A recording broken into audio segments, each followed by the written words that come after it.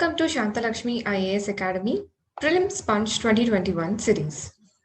ఈ సిరీస్ లో మనం July month polity important current affairs discuss చేసుకోబోతున్నాం. So coming to the topic of our discussion, 91st amendment act 2003. ఈ year prelims కి 91st amendment act అనేది important. ఎందుకు అంటే 2020లో మధ్యప్రదేశ్లో కౌన్సిల్ ఆఫ్ మినిస్టర్స్ అనేవి they have exceeded the prescribed limit అని చెప్పి ఆ స్టేట్ లో ఉన్న కాంగ్రెస్ పార్టీ కోర్టుకు వెళ్ళింది. సో యాక్చువల్లీ ఇష్యూ ఏమైందంటే 20 cabinet ministers and 8 ministers of state were included in the council of ministers, expanding it to the 34.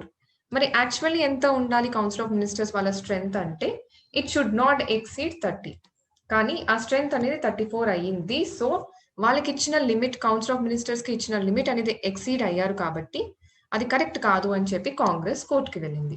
So ఇది context. Now will discuss about 91st amendment act and ఈ strength గురించి అసలు constitution ఏం చెప్తుంది అని చూద్దాం. So what does the constitution says అంటే, so article 164(1)A ఏం చెప్తుంది అంటే, ఇప్పుడు ఒక స్టేట్ లో లెజిస్లేటివ్ అసెంబ్లీ ఉంది. ఆ లెజిస్లేటివ్ అసెంబ్లీలో suppose X number of members ఉన్నారు అని అనుకుందాం. దాంట్లో ఈ ఆర్టికల్ ఏం చెప్తుందంటే council of ministers and including chief ministers, so council of ministers plus chief ministers should not exceed 15% అని ఉంది. సో ఇది ఆర్టికల్ 164(1)A మెన్షన్ చేశారు.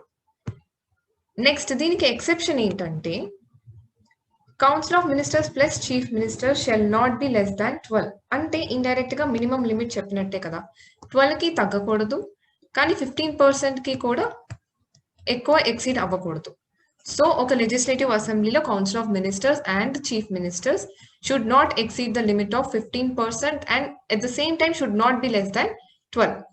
సో ఈ ప్రొవిజన్ అనేది ఏ అమెండ్మెంట్ ద్వారా వచ్చింది అంటే 91st constitution amendment act 2003.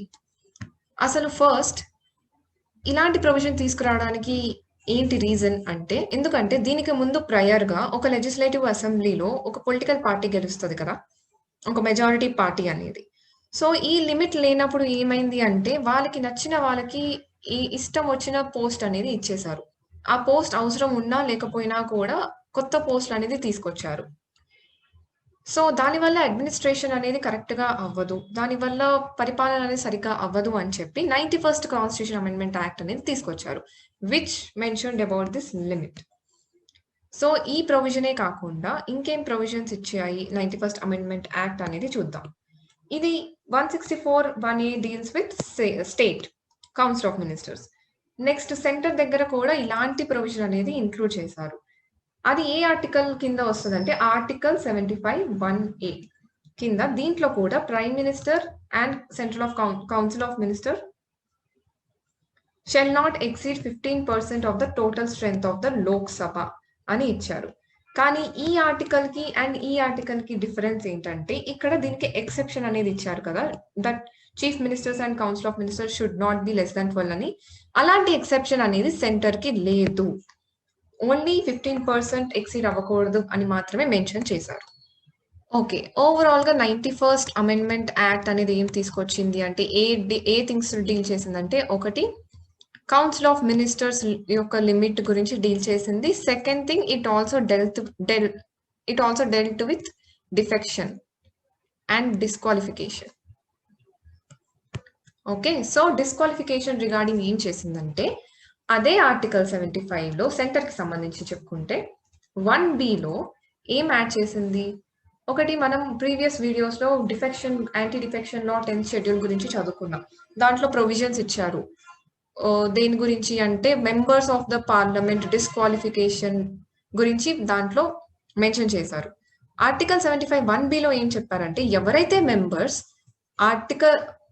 Members 10th schedule కింద డిస్క్వాలిఫై అయ్యారో as a member of the parliament or legislative assembly shall also be disqualified to be appointed as a minister. So 10th షెడ్యూల్లో member గా disqualification గురించి మాట్లాడితే article 75(1)B మాత్రం minister గా కూడా disqualify అవుతారు, who ever was disqualified under 10th schedule. So okay. మరి ఈ డిస్‌క్వాలిఫికేషన్ అనేది ఎప్పటి వరకు ఉంటది? టిల్ వెన్ అంటే తను ఆ మెంబర్ ఆఫ్ దట్ హౌస్ అది లోక్‌సభ అయినా, రాజ్యసభ అయినా మెంబర్‌గా ఉన్న ఆ టర్మ్ ఏదైతే ఉందో అది ఎక్స్‌పైర్ అయ్యేంత వరకు he or she will be disqualified. లేదంటే ఆ టర్మ్ అయిపోయే లోపే ఏమైనా రీ ఎలక్షన్ అయ్యి అండ్ ఆ పర్సన్ కనుక మళ్ళీ ఎలక్ట్ అయితే అప్పటి వరకు కూడా డిస్‌క్వాలిఫికేషన్ అనేది ఉంటది. ఒకవేళ రీ ఎలక్షన్ అయ్యి ఎలక్టెడ్ అయితే డిస్‌క్వాలిఫికేషన్ అనేది అయిపోతది. సో ఇది ఆర్టికల్ 75(1)(b). నెక్స్ట్ ఇదే థింగ్ స్టేట్‌కి కూడా అప్లై చేశారు. ఇందాక చూసినట్టు ఆర్టికల్ 164 కిందనే 1(b) కింద యాడ్ చేశారు. సేమ్ ఎవరైతే 10th షెడ్యూల్ కింద డిస్‌క్వాలిఫై అయ్యారో లెజిస్లేటివ్ అసెంబ్లీ కింద, they will also be disqualified to be appointed as a minister. Okay. Next article ఏంటంటే ఆర్టికల్ 361(b). దీంట్లో ఏం చెప్పారు? ఇందాక వరకు ఏం చూసాం? ఎవరైతే మెంబర్స్ 10th షెడ్యూల్ కింద డిస్‌క్వాలిఫై అయ్యారో వాళ్ళకి మినిస్టర్ పోస్ట్ కూడా డిస్‌క్వాలిఫై అవుతారని చూసాం. ఈ ఆర్టికల్ ఏం చెప్తదంటే ఎవరైతే 10th షెడ్యూల్ యాంటీ డిఫెక్షన్ లా కింద డిస్‌క్వాలిఫై అయ్యారో వాళ్ళు రెమ్యునరేటివ్ పొలిటికల్ పోస్ట్‌కి కూడా డిస్‌క్వాలిఫై అవుతారు అని చెప్పి ఉంది. ఓకే. మరి ఈ టర్మ్ మీనింగ్ ఏంటి? రెమ్యునరేటివ్ పొలిటికల్ పోస్ట్ అంటే RPP is defined as an office in which salary or remuneration is paid out of the public revenue. అంటే ఏంటి అంటే not only includes minister post but also includes ఎవరైనా ఏదైనా statutory organisation కి head చేస్తామన్నా లేదు అంటే PSU అంటే పబ్లిక్ సెక్టర్ అండర్‌టేకింగ్ కి కూడా హెడ్ కానీ డైరెక్టర్ కానీ చేస్తామని ఇలాంటి పోస్ట్ కి కూడా వాళ్ళు డిస్‌క్వాలిఫై అవుతారు అని చెప్పి ఆర్టికల్ 361(b) అనేది తీసుకొచ్చారు. ఈ ఆర్టికల్ ఏ అమెండ్‌మెంట్ ద్వారా వచ్చింది? ఇందాక చూసినట్టు 91st అమెండ్‌మెంట్ యాక్ట్.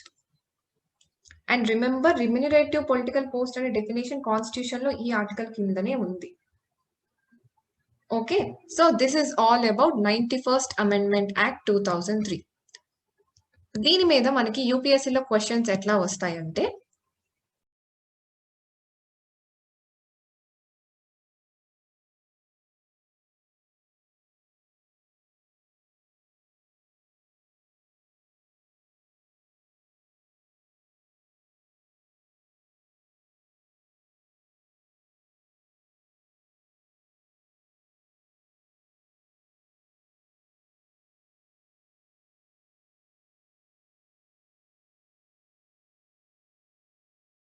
ఇవి కాకుండా ఇంకేం క్వెషన్స్ అడుగుతారంటే 91st amendment act has added following provisions to the constitutions అని చెప్పి కొన్ని స్టేట్మెంట్స్ ఇవ్వచ్చు. ఓకే. మనకి లిమిట్ వరకు గుర్తుంటది. జనరల్‌గా ఈ అమెండ్‌మెంట్ 91st అమెండ్‌మెంట్ యాక్ట్ అనంగానే ఇట్ షల్ నాట్ ఎక్సీడ్ 15% అనే ఆ ప్రొవిజన్ గుర్తుంటది. కానీ we may not remember that defection కింద ఎవరైతే డిస్‌క్వాలిఫై అయ్యారో వాళ్ళు minister post and remunerative political పోస్ట్‌కి కూడా వాళ్ళు డిస్‌క్వాలిఫై అవుతారు. అండ్ ఈ ఆర్టికల్స్ కూడా తీసుకొచ్చారు అని చెప్పి మనకి గుర్తుండకపోవచ్చు.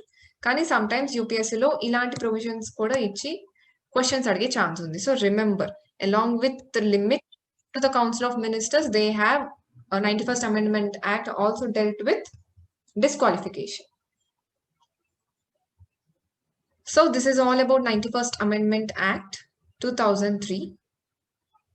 If you like our content, please like, share and subscribe to Shantalakshmi IAS Academy YouTube channel. Thank you.